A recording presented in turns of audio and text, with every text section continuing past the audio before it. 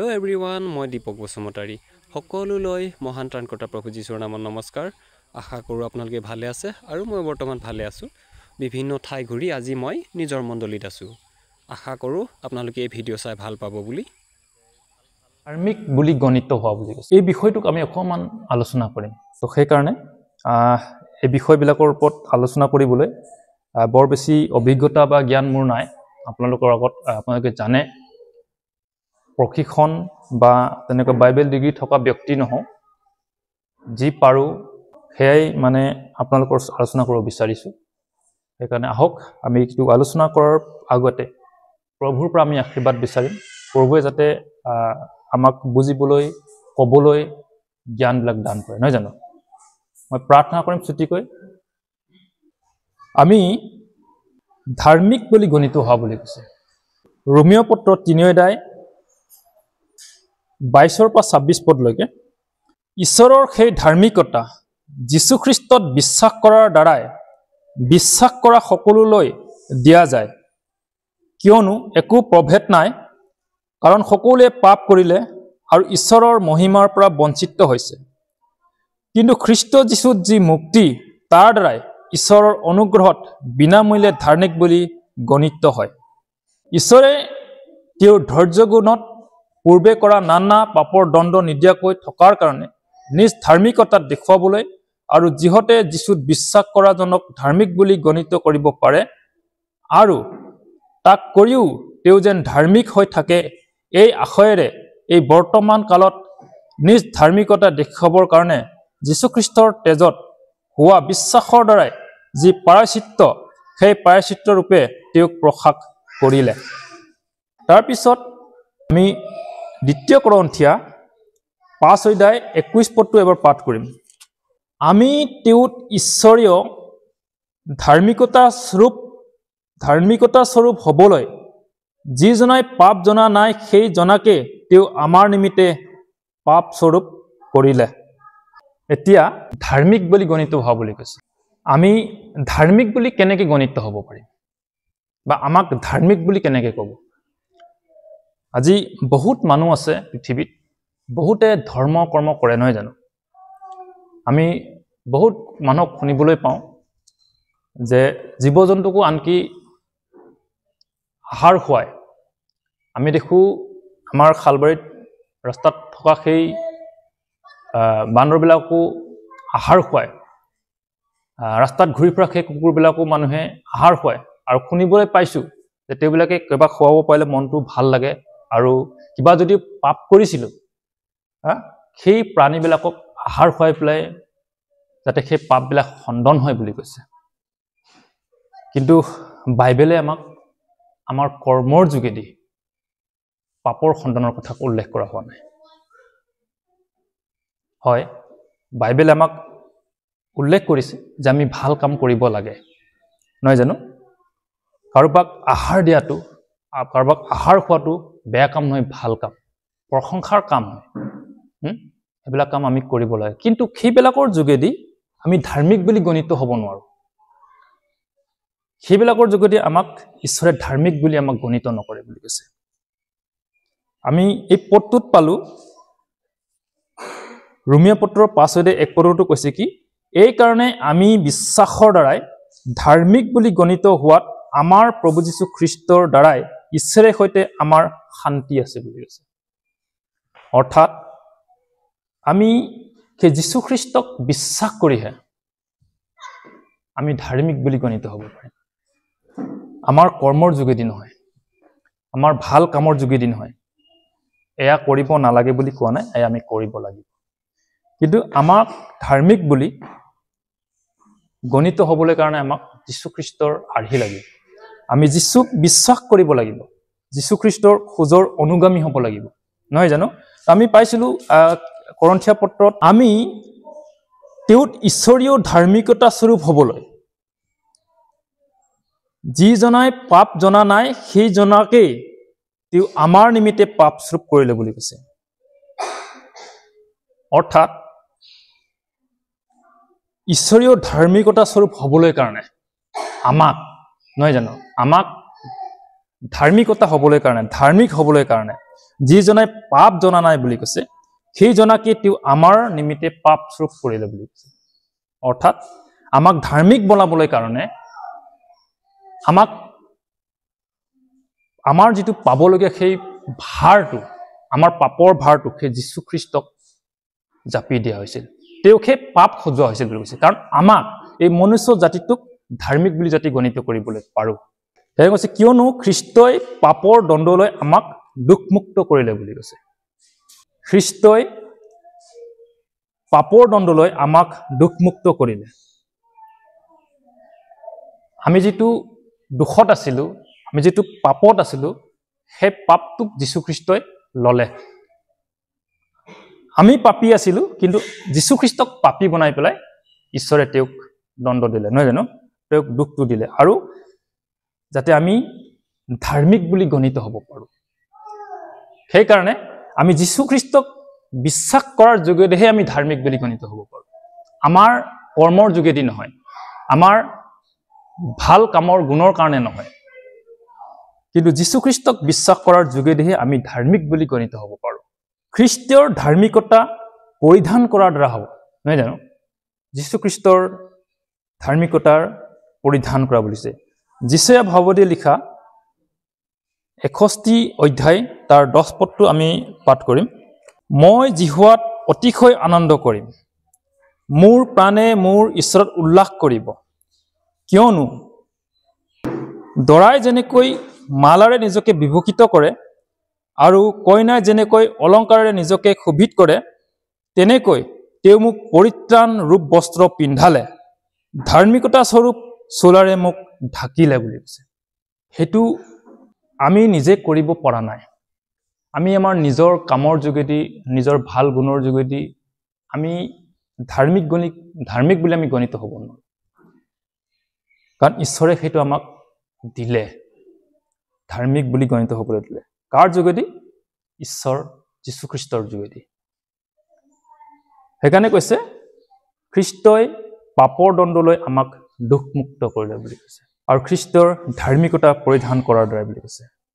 খ্ৰীষ্টৰ সেই ধাৰ্মিকতা পৰিধান কৰাৰ দ্বাৰা আমি নিজক ধাৰ্মিক বুলি গণিত হ'ব পাৰোঁ। 1 কৰিন্থিয়া 1 অধ্যায় 30 পদ। কিন্তু যি যীশু ঈশ্বৰৰ পৰা আমালৈ জ্ঞান অৰ্থাৎ ধাৰ্মিকতা, পবিত্ৰতা লাভ আৰু মুক্তি হ'ল, ঈশ্বৰৰ পৰাই তোমালোক সেই খ্ৰীষ্ট যীশুত আছা। কিন্তু যি যীশু ঈশ্বৰৰ পৰা আমালৈ জ্ঞান অৰ্থাৎ ধাৰ্মিকতা, পবিত্ৰতা লাভ আৰু মুক্তি হ'ল, ঈশ্বৰৰ পৰাই তোমালোক সেই খ্ৰীষ্ট যীশুত আছা বুলি কৈছে। অৰ্থাৎ আমি যে ধাৰ্মিকতাটো পালোঁ বা আমি যে পাম, কেৱল যীশুখ্ৰীষ্টৰ যোগেদিহে আমি ধাৰ্মিক বুলি গণিত হ'ব পাৰোঁ।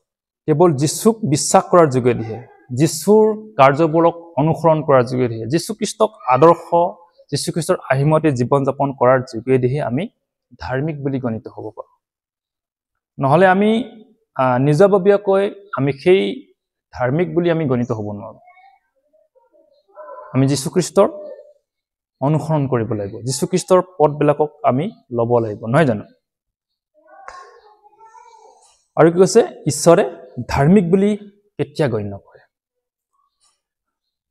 ৰোমিও 8 অধ্যায় 30 পদ। আৰু যিবিলাকক আগেয়ে নিৰূপণ কৰিলে তেওঁবিলাকক আমন্ত্ৰণো কৰিলে, আৰু যিবিলাকক আমন্ত্ৰণ কৰিলে তেওঁবিলাকক ধাৰ্মিক বুলিও গণিত কৰিলে, আৰু যিবিলাকক ধাৰ্মিক বুলি গণিত কৰিলে তেওঁবিলাকক গৌৰৱান্বিত কৰিলে বুলি কৈছে। ঈশ্বৰে যীশুখ্ৰীষ্টৰ দ্বাৰাই আমাক আমন্ত্ৰণ কৰিলে, আগতো কৰিলে, নহয় জানো? নিৰূপণ কৰিলে কৈছে, তেওঁবিলাকক আমন্ত্ৰণ কৰিলে, আৰু যিবিলাকক আমন্ত্ৰণ কৰিলে তেওঁবিলাকক ধাৰ্মিক বুলি গণিত কৰিলে বুলি কৈছে। সেই ধাৰ্মিকটো আমি নিজে ল'ব নোৱাৰোঁ, এইটো ঈশ্বৰে দিব লাগিব। অৰ্থাৎ যীশুখ্ৰীষ্টক বিশ্বাস কৰাৰ যোগেদি ঈশ্বৰে আমাক সেই ধাৰ্মিক বুলি গণিত কৰালে, নহয় জানো? আৰু কি কৈছে? ই ঈশ্বৰৰ অনুগ্ৰহ বুলি কৈছে। আমি ধাৰ্মিক নিজে ল'ব নোৱাৰোঁ, আমাৰ কামৰ যোগেদি নহয়, ঈশ্বৰৰ অনুগ্ৰহ বুলি কৈছে। ৰোমিয়া 5 অধ্যায় 17 পদ। কাৰণ সেই এজনৰ অপৰাধত যদি সেই এজনৰ দ্বাৰাই মৃত্যুৱে ৰাজত্ব পালে তেন্তে যিবিলাকে অনুগ্ৰহ আৰু ধাৰ্মিকতা দানৰ উপচয় হয় তেওঁবিলাকে আৰু অধিক গুণে এজনৰ অৰ্থাৎ যীশুখ্ৰীষ্টৰ দ্বাৰাই জীৱনত ৰাজত্ব পাব বুলি কৈছে। কাৰণ ইয়াতে অনুগ্ৰহ কিয় বুলি ক'লে ঈশ্বৰৰ অনুগ্ৰহৰ যোগেদিহে আমি সেই ধাৰ্মিক বুলি গণিত হ'ব পাৰোঁ। কাৰণ আমি যিটো পৰিত্ৰাণ পালোঁ বা পাম সেইটো অকল আমাৰ বিশ্বাসৰ বা কৰ্মৰ যোগেদি নহয় বুলি। আমি বিশ্বাস কৰ্ম লগতে ঈশ্বৰৰ সেই অনুগ্ৰহৰ যোগেদি আমি পৰিত্ৰাণ আৰু উদ্ধাৰ মুক্তি পালোঁ। যদি ঈশ্বৰৰ সেই অনুগ্ৰহটো নথকা হ'লে, দয়াটো নথকা হ'লে, প্ৰেমটো নথকা হ'লে তেতিয়াহ'লে যীশুখ্ৰীষ্টক মানে কালবাৰী ক্ৰুচত নিক্ষেপ নকৰিলেহেঁতেন।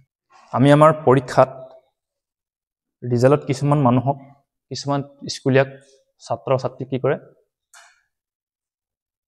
মানে অনুগ্ৰহ আগতে আছিলে, মানে তেওঁ যোগ্য নহয় কিন্তু কিবা এটা হয়তো তেওঁৰ ভালৰ কাৰণে বা স্বভাৱ চৰিত্ৰৰ কাৰণে বা ধৰক ভৱিষ্যত হয়তো ভাল হ'ব পাৰে, কিবা এটা হৈ লৈ পেলাই তেওঁক অনুগ্ৰহৰ যোগেদি তেওঁক পাছ কৰি দিয়া হয়।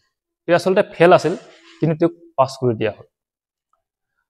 তো তেনেকুৱা বিষয়বিলাক নহয় জানো ঈশ্বৰে মানুহ জাতিটোক তেনেকৈ ধৰণৰ দৃষ্টি ৰাখিছিল যে ভাল হ'ব মানুহ, এইটো মোৰ সৃষ্টি মানুহ হয় নহয় জানো। সেইকাৰণে ঈশ্বৰৰ অনুগ্ৰহটো মানুহৰ ওপৰত ৰাখিছিল আৰু সেই অনুগ্ৰহৰ যোগেদি যীশুখ্ৰীষ্টক এই কালবাৰী ক্ৰুচত নিৰূপণ কৰিছিল নহয় জানো, নিক্ষেপ কৰিছিল। আৰু সেইকাৰণে আমি যীশুখ্ৰীষ্টক বিশ্বাস কৰাৰ যোগেদি ঈশ্বৰৰ সেই অনুগ্ৰহটো আমাৰ ওপৰত আহি যায় আৰু তাৰ যোগেদি আমি উদ্ধাৰ আৰু মুক্তি পাওঁ। আৰু তাৰ যোগেদি আমি কি হওঁ, ধাৰ্মিক বুলি গণিত হওঁ বুলি কৈছে নহয় জানো। আৰু সেয়া কৈছে কি ঈশ্বৰৰ দান হয়। ধাৰ্মিকটো ঈশ্বৰৰ অনুগ্ৰহ বুলি কৈছে আৰু ঈশ্বৰৰ দান বুলি কৈছে। আমি ৰোমীয় পত্ৰ 5:17 পাইছোঁ ঈশ্বৰৰ অনুগ্ৰহ আৰু দান।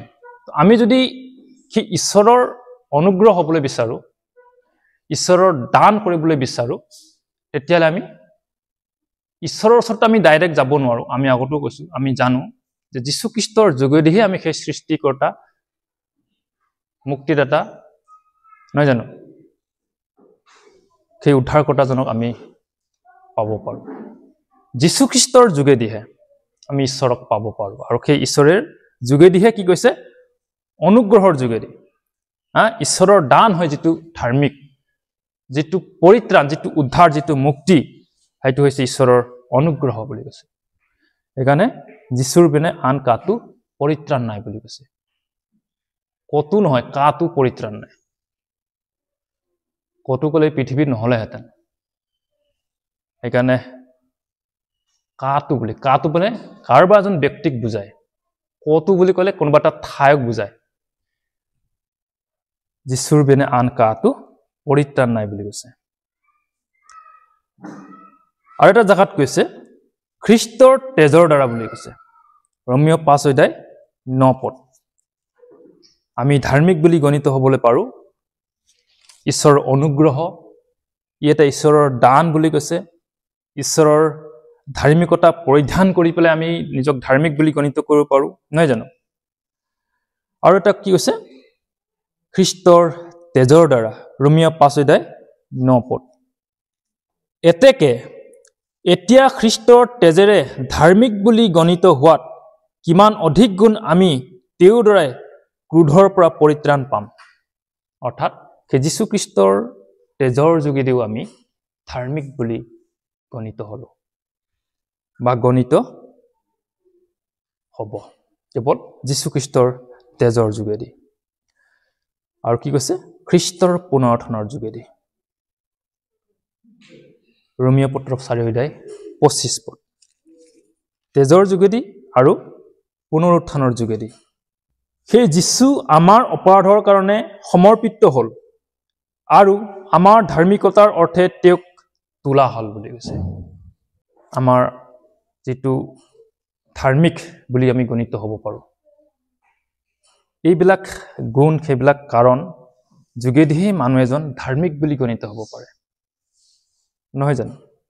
আমাক খ্ৰীষ্টই পাপৰ দণ্ড লৈ পেলাই আমাক দুখমুক্ত কৰিলে আৰু আমি ধাৰ্মিক বুলি গণিত হ'ব পাৰোঁ সেই ঈশ্বৰৰ ধাৰ্মিকতা পৰিধান কৰাৰ দ্বাৰা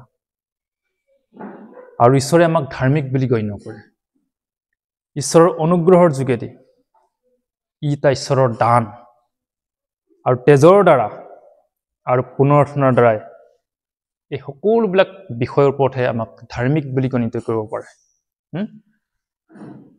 অৰ্থাৎ ঈশ্বৰৰ দৃষ্টিত আমি একোজন ধাৰ্মিক হ'ব কেতিয়া আমি সেই যিবিলাক যীশুৰ যোগেদি কাৰ্যকলাপ ঘটি গ'ল সেই সকলোবিলাক আমি বিশ্বাস কৰাৰ যোগেদি আমি সেইবিলাকক আদৰ্শবিলাকক সেই আৰ্হিবিলাক আমি জীৱন কৰাৰ যোগেদি আমি ধাৰ্মিক বুলি গণিত হ'ব পাৰোঁ আৰু এই কাৰ্যটো আমি কেতিয়া সাধন হ'ব যেতিয়া আমি যীশু খ্ৰীষ্টক বিশ্বাস কৰিম তেতিয়াহে আমাক ধাৰ্মিক বুলি গণিত হ'ব আমি কাৰোবাক পৰি থকা ব্যক্তি এজনক উঠাই দিয়া মানে আমি ধাৰ্মিক হৈ নাযাওঁ কোনোবা এটা কুকুৰ মেকুৰীক আহাৰ খুৱাই দিয়ে মানে আমি ধাৰ্মিক হৈ নাযাওঁ কোনো জীৱ জন্তুক আহাৰ খুৱাই দিলে আমি ধাৰ্মিক হৈ নাযাওঁ আমি কোনো এটা ভাল কাম কৰিলে আমি ধাৰ্মিক হৈ নাযাওঁ ই এটা ভাল কাম কৰিব লাগে আমি কৰিব পাৰোঁ কিন্তু তাৰ যোগেদি আমি ধাৰ্মিক হ'ব নোৱাৰোঁ তাৰ যোগেদি আমি উদ্ধাৰ মুক্তি পাব নোৱাৰোঁ কেৱল কি কৈছে খ্ৰীষ্টত বিশ্বাস কৰাৰ দ্বাৰাইহে আমি কি বুলি বিশ্বাস কৰাৰ জগাৰ অৰ্থাৎ যীশু খ্ৰীষ্টই হৈছে আমাৰ উদ্ধাৰ আৰু মুক্তিদাতা নহয় জানো তাৰ যোগেদি আমি ধাৰ্মিক বুলি গণিত হ'ব পাৰোঁ ৰোমীয় পত্ৰ 1:17 কিয়নো তাত ঈশ্বৰৰ ধাৰ্মিকতা বিশ্বাসৰ পৰা বিশ্বাসলৈ প্ৰশাসিত হৈছে এই বিষয়ে লিখাও আছে ধাৰ্মিকজন বিশ্বাসৰ দ্বাৰাই জীৱ বুলি কৈছে অৰ্থাৎ যীশু খ্ৰীষ্টক বিশ্বাসৰ যোগেদি ধাৰ্মিকজন জীৱ অৰ্থাৎ আমি ধাৰ্মিকৰ যদি গণিত হ'ব বিচাৰোঁ এজন ধাৰ্মিক বুলি আমি বাইবেলৰ উদ্দেশ্যত বা বাইবেলৰ ভাষাত ধাৰ্মিক বুলি কাক কোৱা হয় যীশু খ্ৰীষ্টক বিশ্বাস কৰাৰ যোগেদি যীশু খ্ৰীষ্টৰ সেই পুনৰুত্থানক বিশ্বাস কৰাৰ যোগেদি যীশু খ্ৰীষ্টৰ সেই মৃত্যুক বিশ্বাস কৰাৰ যোগেদি যীশু খ্ৰীষ্টৰ সেই তেজৰ দ্বাৰাই তেওঁ যে আমাৰ পাপৰ কাৰণে তেজ বোৱালে ইয়াক বিশ্বাস কৰাৰ যোগেদি নহয় জানো সেইবিলাকৰ যোগেদি আমি ধাৰ্মিক বুলি গণিত হ'ব পাৰোঁ কিন্তু বিশ্বাস কৰিব লাগিব কাৰ কাৰণে মোৰ পাপৰ ভাৰ তেওঁৰ ওপৰত ল'লে অৰ্থাৎ মোৰ ল'বলগীয়া সেই পাপটো যীশু খ্ৰীষ্টই ল'লে সেইকাৰণে আজি মই পাবলগীয়া সেই ভাৰটো মই নাপালোঁ যীশু খ্ৰীষ্টই ল'লে তাৰ কাৰণে মই যীশু খ্ৰীষ্টক বিশ্বাস কৰোঁ আৰু তেতিয়াই তেওঁক ঈশ্বৰৰ ধাৰ্মিক বুলি গণিত হ'ব নহয় জানো এই কাৰ্য সাধন নহয় বুলি কৈছে কিহৰ দ্বাৰা বিধানৰ দ্বাৰা বুলি কৈছে আমি এই কথাখিনি পালোঁ এতিয়া এই যে ধাৰ্মিক বুলি কথাষাৰ বিধানৰ যোগেদি সাধন নহয় বুলি কৈছে গালাতিয়া 2:16 কিন্তু জন্মৰে যিহুদী যি আমিও বিধানৰ কৰ্মৰে নহয় কিন্তু খ্ৰীষ্টত বিশ্বাস কৰাৰ দ্বাৰাই ধাৰ্মিক বুলি গণিত হ'বলৈ যীশু খ্ৰীষ্টত বিশ্বাস কৰিলোঁ কিয়নো বিধানৰ কৰ্মৰ দ্বাৰাই কোনো মৰ্ত ধাৰ্মিক বুলি গণিত নহ'ব বুলি কৈছে পৌলে কি লিখিছে বিধানৰ কৰ্মৰে নহয় কিন্তু খ্ৰীষ্টত বিশ্বাস কৰাৰ দ্বাৰাই আমি ধাৰ্মিক বুলি গণিত হ'বলৈ যীশু খ্ৰীষ্টত বিশ্বাস কৰিলোঁ কিয়নো বিধানৰ কৰ্মৰ দ্বাৰাই কোনো মৰ্ত ধাৰ্মিক বুলি গণিত নহয় বুলি কৈছে বিধানবিলাক আমি যিমানে ইটো কৰিব নাপায় সিটো কৰিব নাপায় ইটো কৰিব লাগে সিটো কৰিব নালাগে বা বহুত ধৰণৰ হয়তো বিধান ভিত্তিক কামবিলাক আমি কৰিলেও আমি তাৰ যোগেদি ধাৰ্মিক বুলি গণিত নহওঁ বুলি কৈছে নহয় জানো বহুত তেনেকুৱা হেৰিবিলাক আছে নীতিবিলাক আছে আদৰ্শবিলাক আছে হয়তো আমাৰ খ্ৰীষ্টীয় সমাজখনত সেইবিলাক নাই তো আমি স্বাধীন নহয় জানো মুক্ত আমি বিধানৰ কৰ্মৰ লগত জড়িত হৈ থকা নাই আমি সেই যীশু খ্ৰীষ্টক অনুসৰণ কৰোঁ আমি যীশু খ্ৰীষ্টক ভাল পাওঁ যীশু খ্ৰীষ্টৰ সেই আদৰ্শৰ আহিমতে আমি জীৱন যাপন কৰিবলৈ শিকিছোঁ আৰু তাৰ যোগেদি আমি ধাৰ্মিক বুলি গণিত হ'ব পাৰোঁ কিন্তু সেই বিধানৰ কৰ্মৰ যোগেদি পাই নাপায় কৰিব লাগে নালাগে সেইবিলাকৰ ওপৰত লাগি থকা নাই যিটো ঈশ্বৰৰ দৃষ্টিত ভাল যিটো যীশু খ্ৰীষ্টৰ আদৰ্শ আৰু আহিমতে জীৱন যাপন কৰিব লাগে আমি তাৰ যোগেদিহে কি পাওঁ ধাৰ্মিক বুলি গণিত হ'ব পাৰোঁ। তো আমি বিধানৰ কৰ্মৰ দ্বাৰাই আমি ধাৰ্মিক বুলি গণিত হ'ব নোৱাৰোঁ। আমি কেৱল বিশ্বাসৰ যোগেদি, পুনৰুত্থানৰ যোগেদি, নহয় জানো, সেয়া হৈছে ঈশ্বৰৰ অনুগ্ৰহ বুলি কৈছে। আমাৰ বিশ্বাসটো যেতিয়া যীশুখ্ৰীষ্টৰ ওপৰত যাব, তেতিয়াই ঈশ্বৰৰ সেই অনুগ্ৰহৰ যোগেদি আমি ধাৰ্মিক বুলি গণিত হওঁ। আৰু কৰ্মৰ দ্বাৰা বুলি কৈছে, ৰোমিঅ পত্ৰ 3 অধ্যায় 27-28 পদত কি কৈছে? তেনেহলে আত্মা ক্লাগা ক'ত, তাক দূৰ কৰা হ'ল কেনেকুৱা বিধানেৰে, কৰ্মৰ নে নহয় বিশ্বাসৰ বিধানৰহে? এতেকে বিধানৰ কৰ্মৰ বিনে বিশ্বাসেৰে মানুহ যে ধাৰ্মিক বুলি গণিত হয়, আমি ইয়াৰ দ্বাৰা সিদ্ধান্ত কৰিছো। কি কৈছে? এতেকে বিধানৰ কৰ্মৰ বিনে বিশ্বাসেৰে মানুহ যে ধাৰ্মিক বুলি গণিত হয়, আমি ইয়াক সিদ্ধান্ত কৰিছো বুলি কৈছে।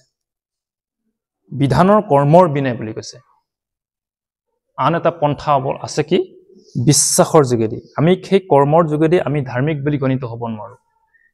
আমি বিশ্বাসৰ যোগেদিহে আমি ধাৰ্মিক হ'ব পাৰোঁ। কিন্তু এইটো নহয় যে আমি ভাল কৰ্ম কৰিব নালাগে, নহয় জানো? কাৰণ সেই কৰ্মটো আমি আব্ৰাহামৰ দিশত আমি পাওঁ। আব্ৰাহামৰ যিটো বিশ্বাস আছিল, তাক কৰ্মৰ যোগেদি প্ৰতিফলিত কৰিছে, নহয় জানো?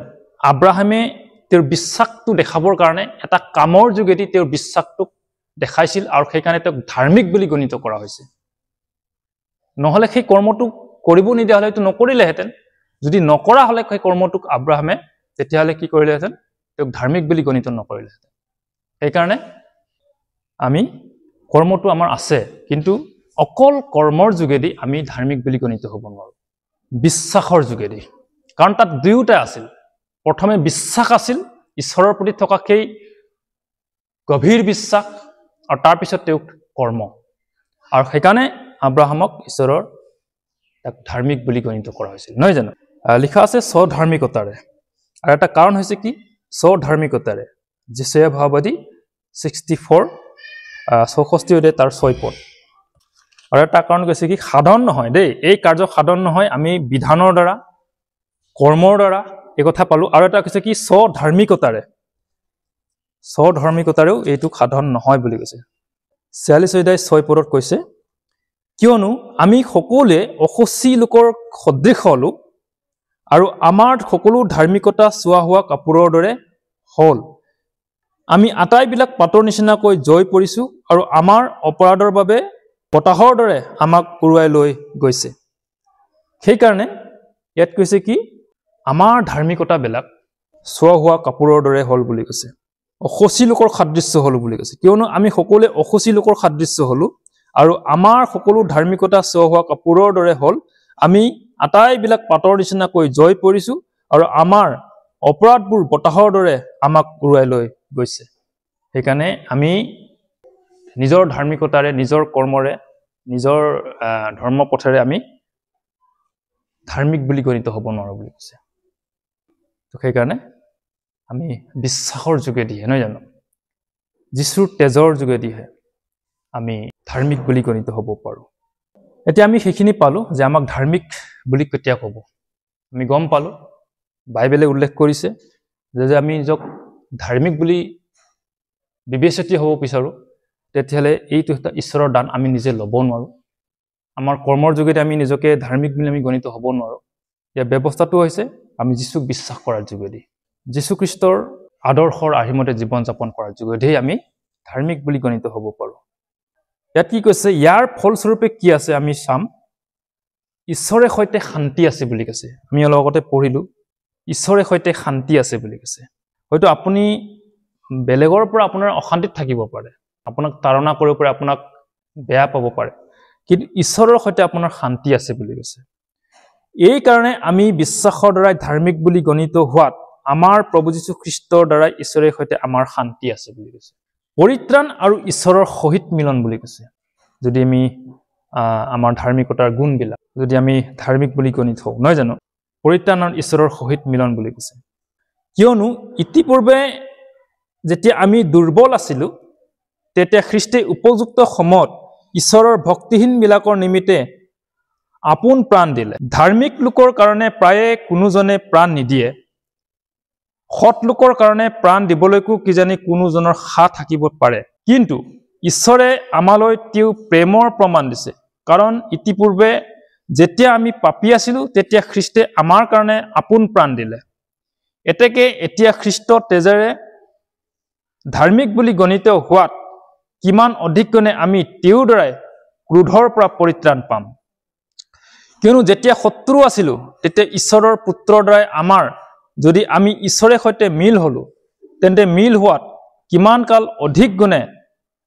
অধিক গুণে তেওঁৰ জীৱনৰে পৰিত্ৰাণ পাম অকল সেয়ে নহয় যি জনাৰ দ্বাৰাই আমি ঈশ্বৰৰ সৈতে এতিয়া এই মিলন পালো আমাৰ সেই প্ৰভু যীশু খ্ৰীষ্টৰ দ্বাৰাই ঈশ্বৰত উল্লাস কৰি আছো ঈশ্বৰত কি কৈছে উল্লাস কৰি আছো যেতিয়া আমি কৈছে দুৰ্বল আছিলো তেতিয়া খ্ৰীষ্টে উপযুক্ত সময়ত ঈশ্বৰ ভক্তিহীন বিলাকৰ নিমিত্তে আপোন প্ৰাণ দিলে বুলি কৈছে সেইকাৰণে কৈছে কি পৰিত্ৰাণ আৰু ঈশ্বৰৰ সহিত মিলন বুলি কৈছে ঈশ্বৰে আমাক উপযুক্ত সময়ত দুৰ্বল মানুহবিলাকৰ কাৰণে আপোন প্ৰাণ দিলে নহয় জানো আৰু সেই অধিকাৰ কি কৈছে ঈশ্বৰৰ অনুগ্ৰহৰ ভিতৰলৈ প্ৰৱেশ কৰা অধিকাৰ বুলি কৈছে সেই ঈশ্বৰৰ অনুগ্ৰহটো সকলোৱে নাপায় নহয় জানো সকলোৰ কাৰণে ৰাখিছে কিন্তু হয়তো সকলোৱে নাপাব পাৰে ঈশ্বৰৰ অনুগ্ৰহ নহয় জানো ৰোমিয়া 5:2 আৰু যি অনুগ্ৰহত থিৰে আছো বিশ্বাসৰে তেওঁৰ দ্বাৰাই সেই অনুগ্ৰহত ভিতৰলৈ সোমাবলৈ পায় ঈশ্বৰৰ মহিমাৰ ভাগী হবৰ উল্লাস কৰো আৰু যি অনুগ্ৰহৰে থিৰে আছো বিশ্বাসৰে তেওঁৰ দ্বাৰাই সেই অনুগ্ৰহৰ ভিতৰলৈ সোমাবলৈ পায় ঈশ্বৰৰ মহিমাৰ ভাগী হবৰ উল্লাস কৰো কাৰণ বাইবেলত শাস্ত্ৰত লিখা আছে ঠেক বাটে যি যোৱা মানুহ বৰ কম বুলি কৈছে নহয় জানো বহল বাটেৰে যোৱা মানুহ অধিক সেইকাৰণে হয়তো সকলোৱে ঈশ্বৰৰ অনুগ্ৰহৰ অধিকাৰী নহব পাৰে নানা ক্লেশটো কি কৈছে উল্লাস কৰে বুলি কৈছে 3 পদত কৈছে অকল সেয়ে নহয় কিন্তু নানা ক্লেশটো উল্লাস কৰো কিয়নো আমি জানো যে ক্লেশে ধৈৰ্যই প্ৰমাণ আৰু প্ৰমাণে আশা সাধন কৰে ধাৰ্মিক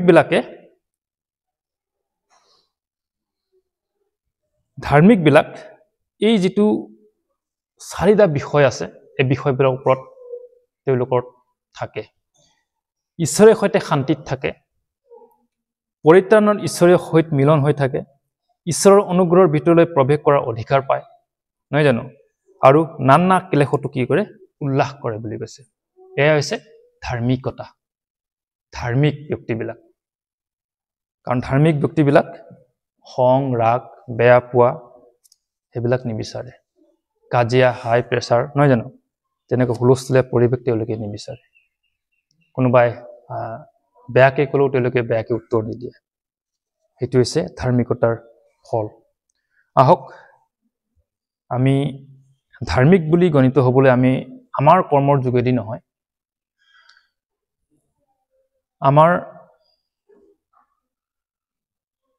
ধাৰ্মিকতাৰ যোগেদি নহয় কিন্তু ঈশ্বৰৰ সেই অনুগ্ৰহটো পাব লাগিব কাৰণ ঈশ্বৰৰ অনুগ্ৰহৰ যোগেদিহে আমি ধাৰ্মিক বুলি গণিত হ'ব পাৰোঁ আমি যদি ঈশ্বৰৰ অনুগ্ৰহটোৰ অধীন হ'ব বিচাৰো তেতিয়াহ'লে আমি ঈশ্বৰৰ যীশু খ্ৰীষ্টক বিশ্বাস কৰাৰ দ্বাৰা আমি সেই ধাৰ্মিক বুলি গণিত হ'ব পাৰোঁ ঈশ্বৰে আপোনালোকক সকলোকে আশীৰ্বাদ কৰক আজিৰ এই বাক্য মই ইমানতে সমাপ্ত কৰিছোঁ ধন্যবাদ উপাসনা শেষ কৰিলোঁ আৰু উপাসনা শেষ কৰি ঘৰলৈ এতিয়া ওলাইছোঁ আৰু আশা কৰোঁ আজিৰ ভিডিঅ' আপোনালোকে চাই ভাল পাইছে বুলি আৰু নিশ্চয় জনাব আজিৰ ভিডিঅ' আপোনালোকে কোন ঠাইৰ পৰা চাইছিলে আৰু চাই কেনে পালে সেয়াও জনাবলৈ নাপাহৰিব ধন্যবাদ